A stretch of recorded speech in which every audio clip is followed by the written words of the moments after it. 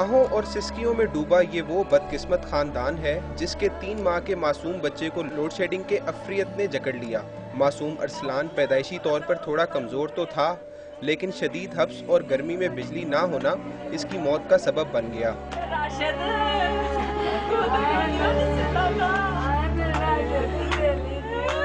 मरहूम अरसलान के गम में निढाल और सिसकियां भरते दादा का कहना था कि हुकूमत और इंतजामिया की नाकिस कारकर्दगी के बाइस इनका पोता इस दुनिया से चला गया। खुदा कुछ नहीं मांगने,